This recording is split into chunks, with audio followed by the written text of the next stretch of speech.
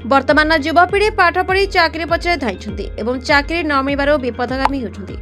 ଅନୁଗୁଳ ଜଣେ ସଫଳ ଯୁବ ଚାଷୀ ଶ୍ରୋତା ଶୁଭେନ୍ଦ୍ର ନାୟକ ଏକଥାକୁ ଖଣ୍ଡନ କରିଛନ୍ତି। ସେ ଯୁବ ସମାଜ ପାଇଁ ଏକ ପ୍ରେରଣାର ଉତ୍ସ। ସେ କୁହନ୍ତି, ଶକ୍ତିର ଉତ୍ସ ଯୁବ ସମାଜ। ଚାକିରି ପଛରେ ନ ଧାଇଁ ବିପଦଗାମୀ ନ ହୋଇ ଯୁବକମାନେ ଯଦି ଚାଷରେ ମନ ବଳାନ୍ତି, ନିଜର ପରିବାରକୁ ପ୍ରତିପୋଷଣ କରିବା ସହିତ ବହୁତ ଆନନ୍ଦ ପ୍ରମୋଦରେ ଜୀବନ ଅତିବାହିତ କରିପାରିବେ। ଚାଷରୁ ଅଧିକ ରୋଜଗାରକ୍ଷମ ହୋଇପାରିବେ ବୋଲି ଦୃଢ଼ୋକ୍ତି ପ୍ରକାଶ କରିଛନ୍ତି। ଯେ କି ଜଣେ ଉଚ୍ଚଶିକ୍ଷିତ ଯୁବକ ଦିଲ୍ଲୀର ଏକଦା ଘରୋଇ କମ୍ପାନୀରେ ଉଚ୍ଚପଦସ୍ଥ ଅଧିକାରୀ ଭାବେ କାର୍ଯ୍ୟ କରୁଥିଲେ। ଶ୍ରୋତା ନନ୍ଦ ଭଲ ଦରମା ମଧ୍ୟ ପାଉଥିଲେ, କିନ୍ତୁ ହଠାତ୍ ଓଡ଼ିଶା ଆସି ତାଙ୍କର ହିନ୍ଦୋଳରେ ଥିବା ଫାର୍ମ ହାଉସରେ ଆରମ୍ଭ କଲେ କଲମୀ ବାଇଗଣ ଚାଷ ଏବଂ ଘରୋଇ କମ୍ପାନୀରେ ଚାକିରିରେ ଯେଉଁ ପାରିଶ୍ରମିକ ମିଳୁଥିଲା ତାଠାରୁ ଅଧିକ ଚାଷରୁ ପାଉଛନ୍ତି ଏବଂ ବହୁତ ଆନନ୍ଦରେ ରହୁଛନ୍ତି ବୋଲି ନିକଟରେ ବିଚିତ୍ର ଦୁନିଆର ଏକ ସାକ୍ଷାତକାରରେ ମତ ପୋଷଣ କରୁଛନ୍ତି। ଶିକ୍ଷିତ ଯୁବକମାନେ ଯଦି ଉନ୍ନତ ପ୍ରଣାଳୀରେ ଚାଷ କରିବେ, ଓଡ଼ିଶାର ମାନଦଣ୍ଡ ବହୁତ ଉପରକୁ ଯିବ ଏବଂ ସ୍ୱାଭିମାନ ସହିତ ବଞ୍ଚିପାରିବେ ବୋଲି ଦୃଢ଼ୋକ୍ତି ପ୍ରକାଶ କରିଛନ୍ତି। ଆପଣ ପରିଚୟ ଦେବେ? ମୋ ନାଁ ଶୁଭେନ୍ଦ୍ର ନନ୍ଦ, ଘର ଅନୁଗୁଳ ଓ ଫାର୍ମଟା ହିନ୍ଦୋଳରେ। ଆଚ୍ଛା, ଏଇ ଯେଉଁ ବାଇଗଣ ଚାଷ ବିଷୟରେ କ'ଣ କହିବେ?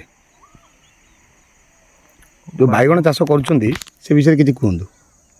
ବାଇଗଣ ଚାଷ ଠିକ୍ ଅଛି, ଭଲ ପ୍ରଫିଟେବୁଲ୍। ଆଚ୍ଛା, ମାନେ ଆଗାମୀ ଦିନରେ ଆପଣ କ'ଣ ଆଶା ରଖିଛନ୍ତି ବାଇଗଣ ଚାଷକୁ ନେଇକି ଓଡ଼ିଶାରେ? ନାଇଁ, ଚାଷୀମାନେ କଲେ ଭଲ ହେବ ବା ପ୍ରଡ଼କ୍ସନ୍ ଅଧିକା ହେବ, ପ୍ରାଇସ୍ ରିଜନେବୁଲ୍ ରହିବ। ଆମର ଅଧିକାଂଶ ବାଇଗଣ ଅଧିକାଂଶ ସମୟରେ ଆନ୍ଧ୍ର ଛତିଶଗଡ଼ରୁ ଆସୁଛି। ନା, ଚାଷୀମାନେ ଯେଉଁ ଆଜିକାଲି ଯେଉଁ ଚାଷୀମାନେ ସବୁ ଆତ୍ମହତ୍ୟା କରୁଛନ୍ତି ଏଇ ଚାଷରେ ବହୁତ ଲସ୍ କରୁଛନ୍ତି, ସେ ଟାଇମ୍ରେ ଆପଣ ଜଣେ କର୍ପୋରେଟ୍ରେ ଗୋଟେ ଭଲ ପୋଜିସନ୍ ଆପଣ ଚାକିରି କରିଥିଲେ, ଆସିକି ବାଇଗଣ ଚାଷ ବିଷୟରେ ବୁଝାଉଛନ୍ତି। ମାନେ ବାଇଗଣ ଚାଷ ଆପଣ କ'ଣ ଆପଣଙ୍କୁ ଇନ୍ସପାୟାର ହେଉଛନ୍ତି ତା ପାଇଁ?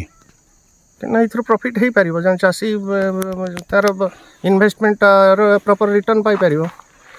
କେମିତି କେମିତି ମାନେ ଆପଣ ସେ ବିଷୟରେ କିଛି କୁହନ୍ତୁ ଟିକେ।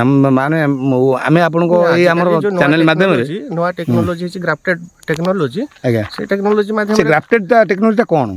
ସେଟା ଜଙ୍ଗଲୀ ବାଇଗଣ ଗଛରେ ନର୍ମାଲ ବାଇଗଣକୁ କଲମୀ କରାହେଉଛି, ଆଜ୍ଞା, ଯେଉଁଟାକୁ ଇଂଲିଶରେ ଗ୍ରାଫ୍ଟେଡ୍ କହୁଛନ୍ତି, ଆମେ ଯେଉଁଟାକୁ କଲମୀ କହୁଛେ। ଆଜ୍ଞା, ସେଇ ଟେକ୍ନୋଲୋଜିରେ କଲେ ଛତିଶଗଡ଼ରେ ଚାଷୀମାନେ ଗୋଟେ ଗଛରୁ 173 କିଲୋ ବାହାର କରିଛନ୍ତି ପ୍ରୋଟିନ୍ ବର୍ଷକୁ।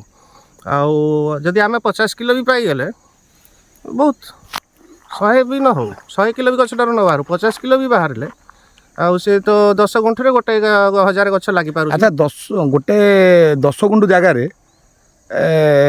ମାନେ ମାସକୁ କେତେ ଇନକମ୍ କରିପାରିବ ଜଣେ ଚାଷୀ? ଦେଖନ୍ତୁ, ମୁଁ ଆପଣଙ୍କୁ ଏକର ହିସାବ ଦେଉଛି। ଗୋଟେ ଏକରରେ 2500 ଗ୍ରାଫ୍ଟେଡ୍ ଗଛ ଲାଗିପାରିବ।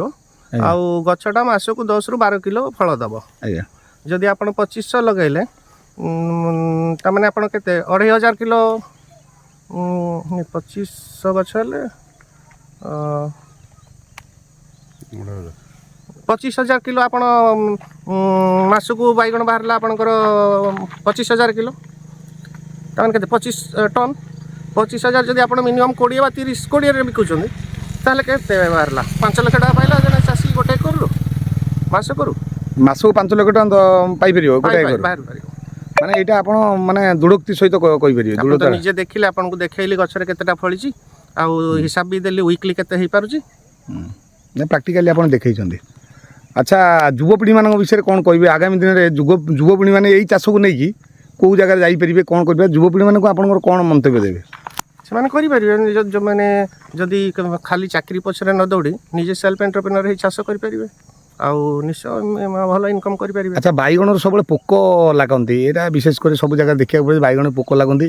ପୋକ ଏ ଦାଉରୁ ରକ୍ଷା ପାଇବା, ପାଣି ମାନେ କେମିତି କ'ଣ ସେ ବିଷୟରେ, ଚାଷଟା କେମିତି, ଚାଷକୁ ରକ୍ଷଣାବେକ୍ଷଣ ପାଇଁ ଯେଉଁ କାର୍ଯ୍ୟକ୍ରମ ସବୁ ଅଛି, ସେଇଟା ପାଇଁକି ଆପଣ କ'ଣ କେମିତି ତା'ର ସବୁ ବ୍ୟବସ୍ଥା ରଖିଛନ୍ତି? ଦେଖନ୍ତୁ, ପୋକ ପାଇଁ ଆପଣ କୀଟନାଶକ ସ୍ପ୍ରେ କରିପାରିବେ, କିନ୍ତୁ ଆମେ ତ କୀଟନାଶକ ସ୍ପ୍ରେ କରୁନୁ। ଆମେ କ'ଣ କରୁଛୁ, ତାକୁ 3 ଫେଜ୍ରେ କଣ୍ଟ୍ରୋଲ୍ କରୁଛୁ।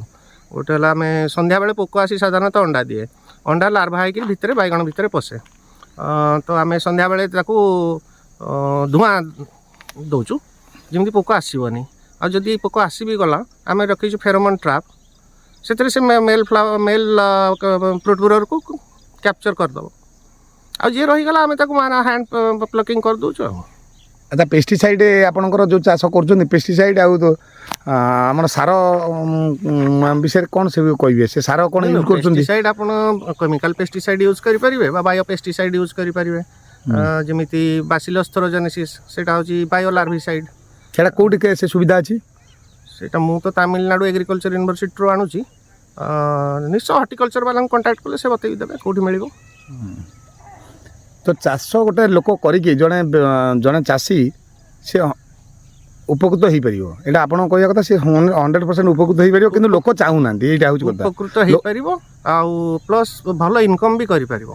ପ୍ରାଇଭେଟ୍ ଜବ୍ ଅପେକ୍ଷା ଯଦି ଜଣେ ଗୋଟେ ଏକରରେ ବାଇଗଣ ଚାଷ କଲା, ପ୍ରାଇଭେଟ୍ ଜବ୍ଠୁ ଅଧିକା ତାର ଇନକମ୍ ବି ହେବ। ସେଇଟା ଆପଣ ନିଜେ ଏଇଟା ପ୍ରୁଭ୍ ଅଛି, ଆପଣ ନିଜେ ପ୍ରମାଣ ପାଇଛନ୍ତି, ତାର ଅଛି ଆପଣଙ୍କ ପାଖରେ। ଆଉ ସେ ଧନ୍ୟବାଦ। ବ୍ୟୁରୋ ରିପୋର୍ଟ, ବିଚିତ୍ର ଦୁନିଆ।